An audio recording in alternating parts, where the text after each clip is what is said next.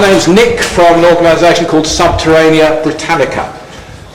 Bit of a posh name, but what we do is we research, explore man-made and man-used underground spaces, and that's where we are today, the man-made and man-used underground space. Before we actually start the tour, I need to give you a safety brief.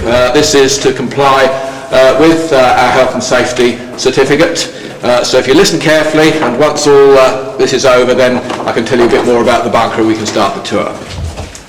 Right, you've all been provided with a hard hat. These must be worn at all times, and it's a condition of you joining the tour that you wear your hat. If you're unwilling to wear a hat, then one of my fellow guides will escort you to the surface. No offenders? That's all right. Eating, drinking, smoking and sex are not permitted at any time during the tour. The floor of the bunker is wet and uneven in places. Please watch where you're walking and take care when using the stairs. Please hold the handrail at all times. If you suffer from any medical conditions such as claustrophobia, epilepsy, asthma, high blood pressure and hypoglycemia, or you're prone to fits or fainting, please let one of the guides know before we start the tour. Please don't leave the main tour and wander off on your own. Many of the rooms have debris on the floor and shouldn't be entered. Please don't cross any of the hazard tape. A guide will be at the rear of the party at all times. Throughout the bunker there's extensive mould growth. It's perfectly safe, but we ask that you don't touch any mould or fungus. Please also don't touch any of the stalactites, which you'll see there. They're quite pretty, and we'd like them to stay there. They do break off very easily. There are no rats, spiders, or other nasty things in the bunker. Firefighting equipment is located at entry level and at each end of each corridor on both lower levels. In the event of an emergency evacuation, or if we're unable to use the main stairs for some reason, please follow the instructions of the guides who will lead you out via an emergency exit located at the south end of the bunker. That end.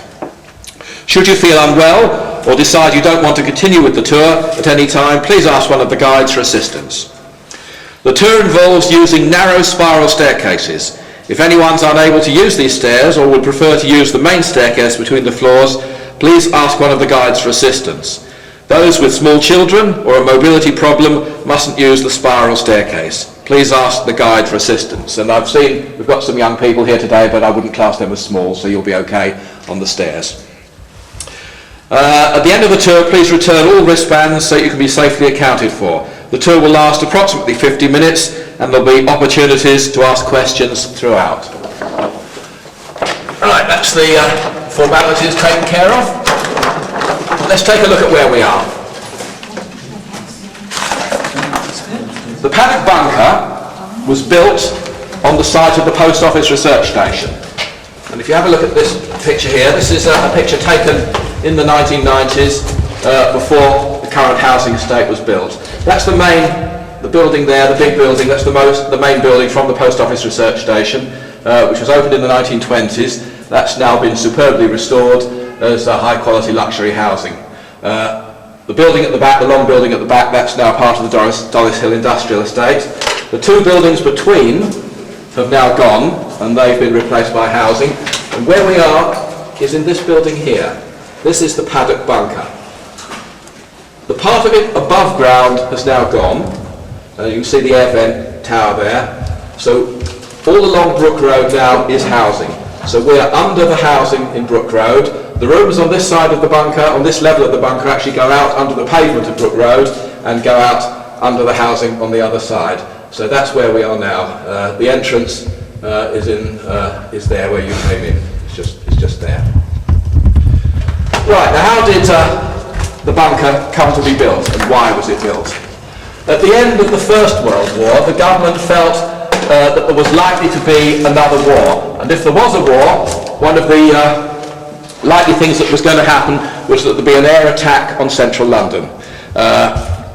It's thought that this attack might be so devastating and so prolonged that Whitehall might have been rendered unusable. So a number of plans revolved to move central government out of London. There was one plan to move down to the West Country, another plan to move to the West Midlands. But the plan favoured by the government at the time was to move to the northwest suburbs. where it's proposed that a series of bunkers should be built. One bunker for the government and for the Joint Chiefs of Staff, one bunker for the Admiralty, one bunker for the Air Ministry, and one bunker for the Army. And the bunker we're at now was the bunker that was designed and built for the government as their standby to the Cabinet War Rooms. If London was attacked, they'd move underground to the Cabinet War Rooms in Storey's Gate, but that was no more than a protected basement. If that was to be damaged during an air attack, then they would move out to here, and the Joint Chiefs of Staff would come here as well. So this is both a military and a government bunker. I'll tell you a bit more about the other bunkers as we move along through the bunker, but we're going to take a look at some of the equipment that's left down here. So if we move along to this room back, there are two dangers. The first comes from blast. Now you've resolved the problem of blast by coming underground. Anything underground isn't going to be affected by blast, but it could still be affected by gas. So the bunker had to be completely protected from any poisonous gases. Certainly the Germans used a number of gases. They used mustard gas, and they used sarin, and a number of other nasty substances. And it was certainly considered that there might be a gas attack on London. So it's important that the bunker is supplied with clean, fresh air. Obviously the air has to be drawn in from the surface, so it's drawn in through this trunking, and you can see behind there where the trunking goes up through the ceiling. So it's drawn in by this fan from outside, so it could be poisonous, it could be dirty air coming in. The fan takes it through this trunking into this unit here, which contains filters and scrubbers, and they take all the contaminants out of the air and feed it back into the trunking, which then flows through all the rooms in the bunker. You'll see over there some smaller trunking going from one wall across the room and into another room.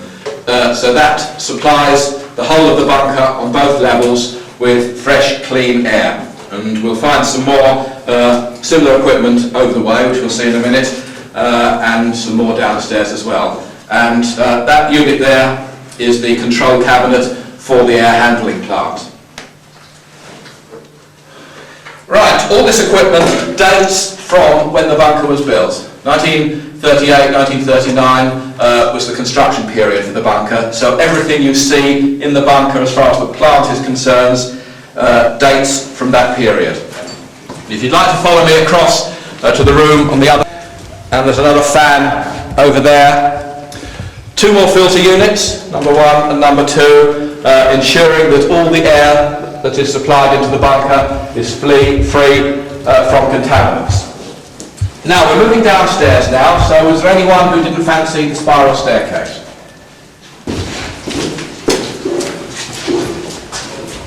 Shall I move a little way along the corridor? No further than that, don't go in that room yet. We'll see the equivalent of their plotting room, which is the room with the balcony. We'll see the equivalent here. It's not by the balcony, but the same sort of thing went on. We'll see that after the... It's got a charm because of the way it is, hasn't it? I think so, yeah. It's like when Pelican was discovered. They thought, yeah. We've done no restoration work. So we've pumped out the water, which was considerable, and made it stay.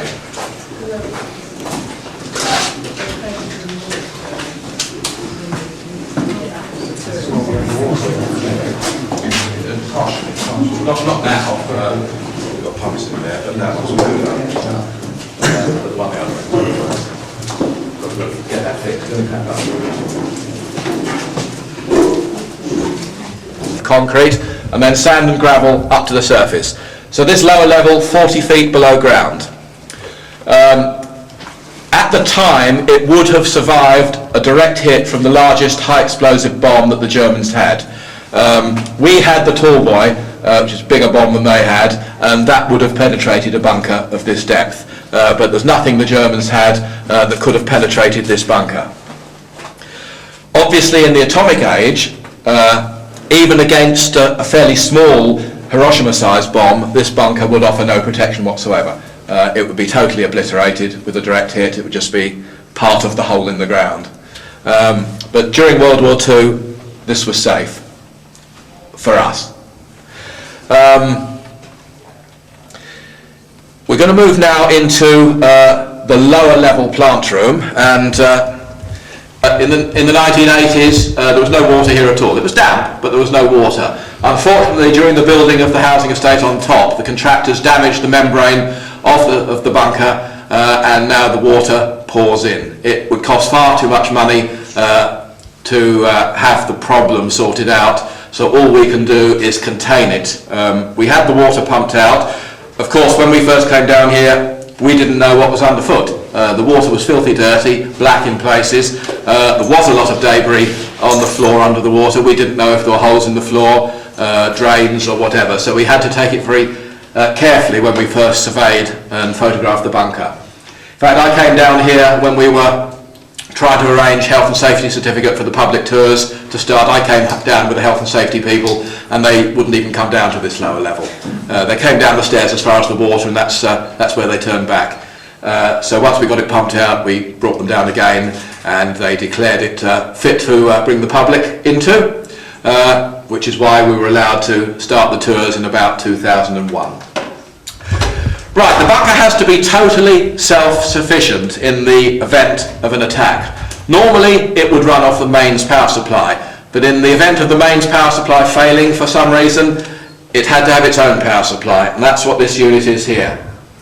It's a diesel generator, still got the maker's plate on it, made by Crompton Parkson, probably about 1938. So this would have provided basic power to run the bunker. The bunker didn't need heating. With several hundred people down here, the body heat was sufficient to keep the bunker warm. So there are one or two important rooms that have got radiators, but mostly the bunker was warm enough. So the generator would have powered the lighting, would have powered the air handling plant. It wouldn't have powered the telephone exchange, because they always run from batteries anyway. So we have the diesel generator here. We have more air handling plant. There's another fan over here. More ventilation trunking. Another filter unit there. Is this the exhaust? That's the exhaust there. Is it? It is asbestos, but it is contained. It is perfectly safe. It is damp.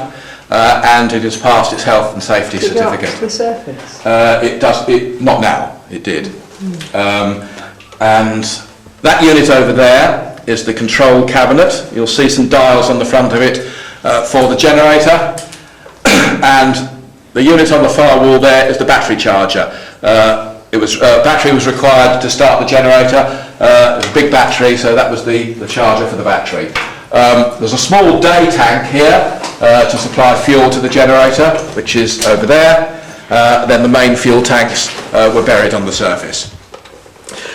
Right, well that's the plant dealt with, so we're going to, nobody in the area knew what was going on. All the spoil was taken away by lorries at night, and of course in those days you didn't ask.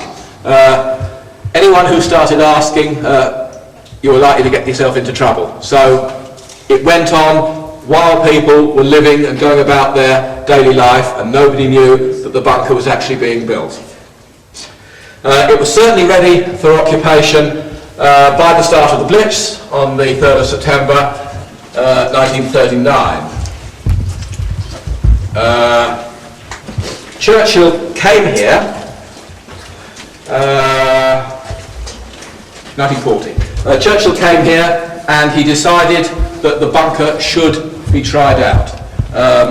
But that didn't happen straight away. But I'll tell you a bit more about that when we get along to the Cabinet War Room. The room we're going to look at now is the Military Control Centre. The bunker is really divided into two areas, the military side of it and the government side of it. I know one or two of you have been to the Battle of Britain War Room at RAF Uxbridge and seen their superbly restored control room there. We're going now into the equivalent, militarily familiar with the typical ops room. A large room, 2 levels with a balcony, a table with maps on it in the centre of the room, and people pushing tanks around with little sticks. That's a military operations room. This is the equivalent. We don't have a balcony here, but we do have windows into the adjacent offices. 3 windows. one for the Admiralty, one for the Air Ministry, and one for the Army. So if you didn't have business actually in the room, you could at least look into the room and see the maps. The maps would have been on these walls here, and you'll notice the fluorescent light fittings, and these are all original. Fluorescent lights were around in the 1930s, but you'll notice that some of them have got angled shades. That is to angle the light onto the maps that were on the walls here. So this would have been a very important room where the war in Europe and elsewhere in the world would have been controlled from, had government moved from London to Dollis Hill. It never did, so the bunker was actually never used for its intended purpose. It was there available to be used if it was ever required.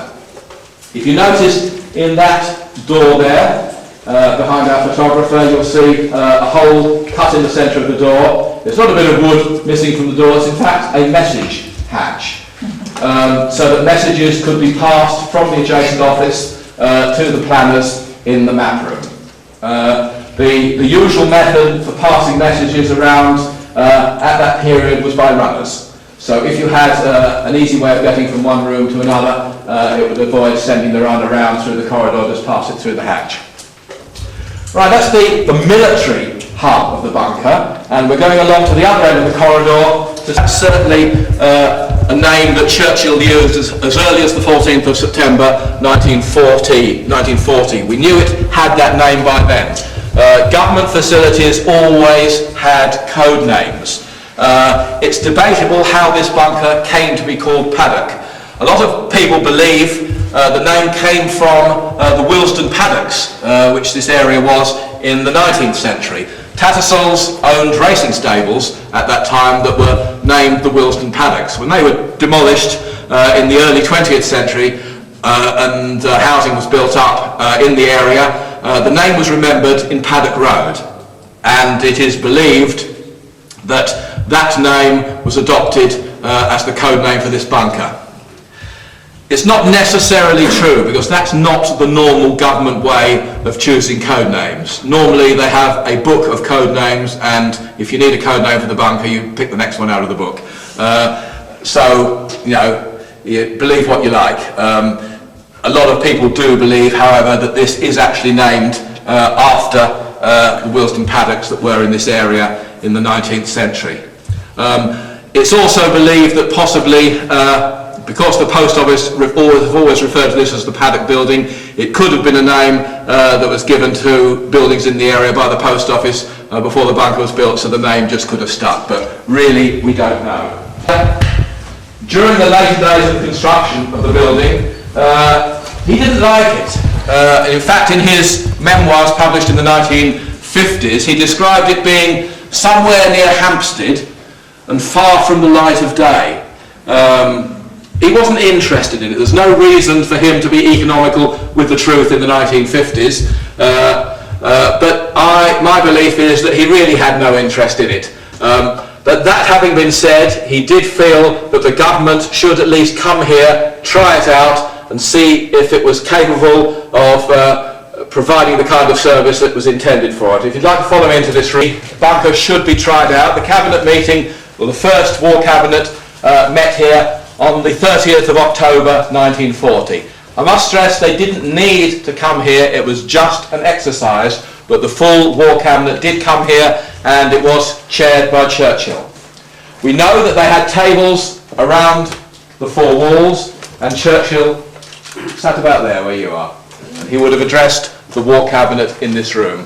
Again, you'll notice fluorescent shades, there's one there, there's another one there. Those electrical fittings went up actually in the 1960s after the bunker had been decommissioned, so there were maps on the walls, and you'll see another of these message hatches there, and if you look through you'll see tables running along both sides of the other room. Unfortunately we can't go through into that room now. The tables, the wood is so rotten, if you touch them they collapse. They were 2 years ago, they were more complete than they are now.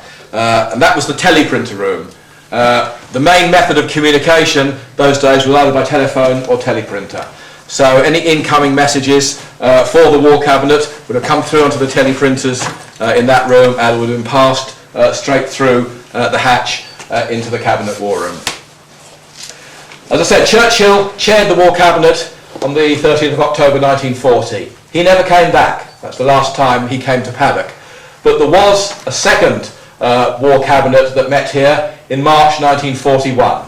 It was once again decided that the government should try out the facilities here to see if they were capable once again of fulfilling the intended function.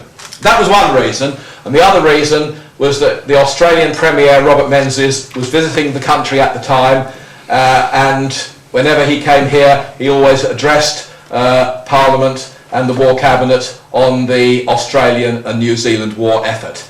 So it was decided to impress him, to show him the kind of protected facilities that we had available. So the War Cabinet was once again arranged to meet here in March 1941, and Robert Menzies addressed the Cabinet for 40 minutes on the Australian and New Zealand war effort.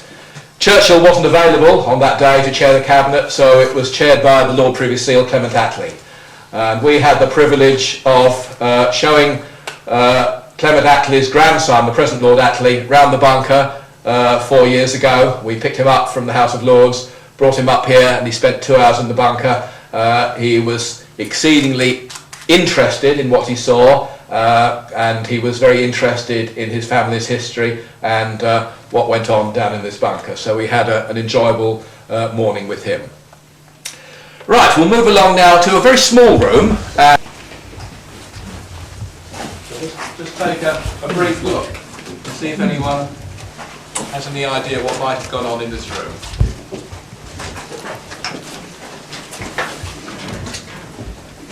Oh, films. Darts. No. Darts. No? Right. It's something very important. Blue? No. No. What's it used for? You have to have a guess. Not guess what it's used for. Let's go down to That's on the wall there. Those are acoustic tiles. Ah, Does that help? broadcasting. Who said that? I said that. Broadcasting. Broadcast. Oh, you're down there. Broadcasting, exactly. This was the BBC studio. Had Churchill or any of the War Cabinet needed to broadcast to the nation from the bunker, that would have been done from this room. And if any of you have been to the Cold War bunker at Kelvedon Hatch in Essex, you will have seen a similar but far more modern BBC studio there. So this is where the broadcast Churchill would have broadcast to the nation. Right, now we're moving up onto the upper level again of the bunker. There are emergency exits at both ends. There's one at the south end, which is our emergency exit. The other one was through that doorway there. Unfortunately now that's bricked up, so that one can't be used. Now, we have another tester. We're going to move into a large room, and once again you'll see a piece of equipment on the right hand side as you go in. Take a look at it and see if you can tell me what you think it might be. And I know what you're going to say, because everyone always says the same thing, and you'll be wrong, but two clever ex-BT people here who know exactly what it is. It's called a main distribution frame. It's basically a lot of switches. The incoming telephone lines come through that slot in the wall there. They're hung on those hangers there, and they come into this piece of apparatus here, which everyone always says is a wine rack, but it's not. If you like, come around the other side, some of the working parts of it are still here, which give us some clues as to what went on in the bunker. These are electrical relays, which are switches, and they switch the telephone cables, the incoming and outgoing lines, into all the rooms in the bunker. And we've got some evidence here, 100 PRS to MDF sub-basement. There's 100 pairs of cables to the main distribution frame, another one of these, a smaller one, in the sub-basement, down below. And again here, another 100 pairs, another 54 pairs. Something very interesting is actually down here, where it says CWR. Now I can't tell you that stands for the Cabinet War Room, but there was a Cabinet War Room downstairs, and I can't think of anything else that it stands for, and nobody else has come up with another suggestion. So the likelihood is that these particular relays were switching the lines in the Cabinet War Room down below. So, an important piece of apparatus.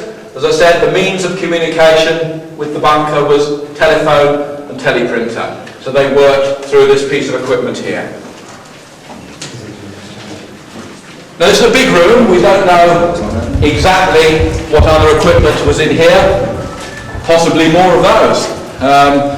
The suspended ceiling certainly went in later. That wasn't there during the war. And the slot there with the man looks like he's a barman, doesn't he? I don't know if any of you are of that age, but do you remember nice warm pints of Red Barrel beer? Oh yes. If you remember that, imagine this as a social club and your friendly barman serving you with your pint of Red Barrel. Probably didn't happen, but we do know that after the bunker was decommissioned and the post office took it over again, that certain social activities did go on in the bunker. A lot of rooms were used for storage. The cabinet drawer room was used for storage, but was also actually used for experimentation. We know there was a table tennis club, there was a photographic club, there was a record club, there was a recording studio. My guess is, and I can't say for certain, we know there was a recording studio, but I can just imagine there being a glass panel there with an engineer sitting in the other side and whoever or whatever was being recorded was in here, but that's only speculation. Right, we've got one more teaser for you. No! Battery acid. Kitchen! Battery. Why do you think it was that? Because I got two chemistry degrees. We've got to know it all here, who knows exactly what it is. This was the battery room. And the reason for the floor, Darlington tiles on the floor, was, well, if you've got batteries, they're lead acid batteries like you have in your car, and if they tip over on your shag pile, it's not going to do it a lot of good. Telephone exchanges always run from batteries.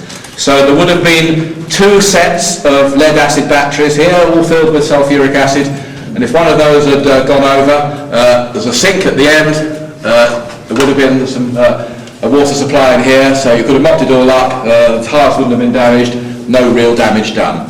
So you'd have had two lines of batteries, one set that was actually on, powering the telephone exchange, and one set that were charging up. So there would have been battery chargers in here as well.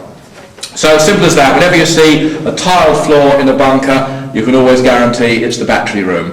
In a modern building, it might be the UPS room, which again is batteries. They tend not to spill over, but they always have a tiled floor anyway. Right, we're going into this room. This hole in the wall is not original. This was certainly knocked through after the bunker was decommissioned. We know 10% of files ever find their way to the National Archive. They religiously keep that 10% that they get, but the 10% is unfortunately selected at random, so they don't really know what they're going to get, and unfortunately they've got nothing about what went on here. But we did have one elderly lady who came on the tour, I think it was last year, or the year before, and this was where she worked. And she would come down here, she went straight into this room, hadn't a clue what went on in any of the other rooms. If she'd asked, she wouldn't have been working here much longer. But she was a telephonist, so we know that this was the switchboard room. I suppose it's quite logical being next to the telephone exchange. So this had lines of switchboards, and she worked in this room. Sandwich, and that's the best you're going to get out of here. The reason for that is that there was a canteen upstairs in the post office research station, which would have been used, but obviously in the event of the bunker being sealed down, that wouldn't be available, so they had to make do with this. There would have been some sort of cooker in here as well, but it wasn't designed to provide meals on a regular basis. It was just really snacks and tea, and it could be used as an emergency kitchen had the bunker been sealed down. What haven't we seen? Toilets. Well, there weren't any. Well, there were, but this was a 3-storey building, and the toilets were in the story on the surface. But if the bunker was sealed down, no access to that. So there might have been a few Elsons here, otherwise I'm afraid it was using the fire bucket. What else haven't we seen? Dormitories. I'm afraid they weren't here either. They weren't in the post office research station either. They were elsewhere. In fact, the senior government officials had to walk or be driven 300 yards to Neville's Court, which is on the corner of Brook Road and Dollis Hill Lane. That had been built just before the war. It was commandeered at the time this was being built 2 of the flats were knocked into one for Churchill and strengthened. So Neville's Court would have been used by the senior government and military officials, and the lesser officials were billeted in local schools. So again, unfortunate if the bunker was sealed during an attack, because they'd be stuck here without anywhere to sleep. So it would have been kipping down on the floor, or there might have been a camp bed for Churchill, I'm not sure.